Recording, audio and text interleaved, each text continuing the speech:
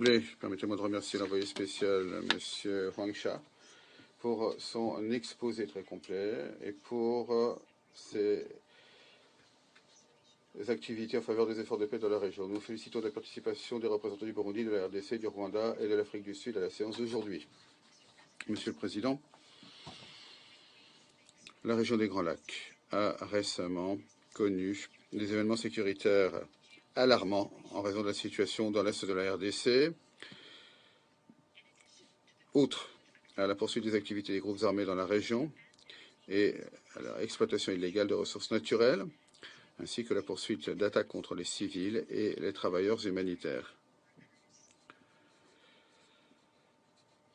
Il y a également des préoccupations croissantes concernant la propagation des fausses informations, de la discrimination et d'une augmentation du nombre d'incidents de discours de haine dans la région. Il faut renforcer les efforts pour relever tous ces défis. Nous relevons ici que les récents efforts positifs entrepris par les États de la région nous donnent de l'espoir. Ces efforts incluent la poursuite des mesures de confiance et l'amélioration de la coordination et de la coopération entre les États de la région. Un exemple est les réunions organisées entre le Burundi, l'Ouganda, l'Angola, la Zambie, le Rwanda et la RDC, qui ont abouti à des accords dans plusieurs domaines, y compris les consultations politiques, les ressources naturelles, les investissements et l'énergie. Les Émirats arabes unis encouragent de tels efforts.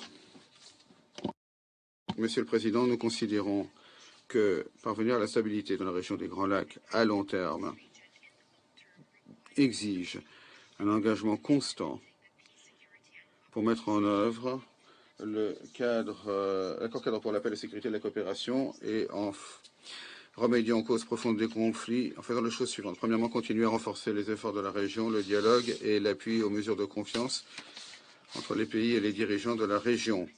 Cela aidera à faire en sorte qu'ils puissent relever les défis auxquels ils sont confrontés de manière globale. Il faut continuer le volet politique pour faciliter les consultations entre les dirigeants et les belligérants, y compris à travers le processus de Nairobi et la feuille de route de Luanda.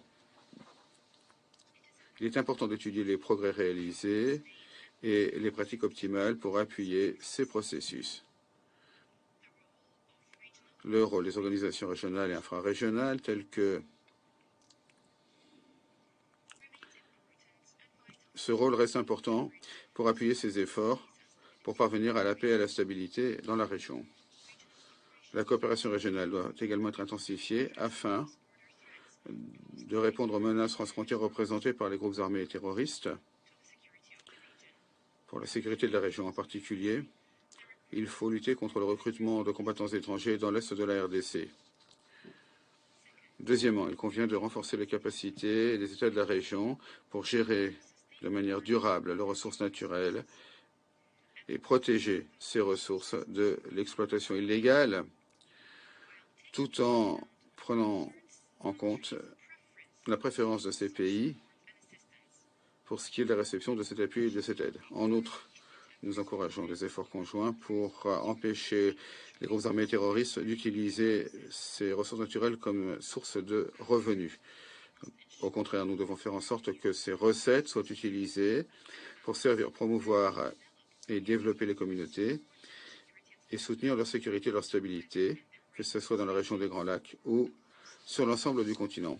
Troisièmement, les Émirats soulignent l'importance du fait que les femmes jouent un rôle actif pour édifier des sociétés pacifiques et prospères qui peuvent relever divers défis. Pour cela, il faut effectuer un suivi sur les activités conjointes entre l'ONU, l'Union africaine et la CIRGL et il faut renforcer leur coopération étroite avec les dirigeantes régionales pour autonomiser les femmes dans le processus politique et assurer leur participation pleine, égale et significative à tous les volets, y compris social et économique, tout en leur apportant la protection nécessaire et répondant à leurs besoins fondamentaux. Enfin, nous soulignons qu'il est urgent de continuer à fournir une aide humanitaire aux pays de la région,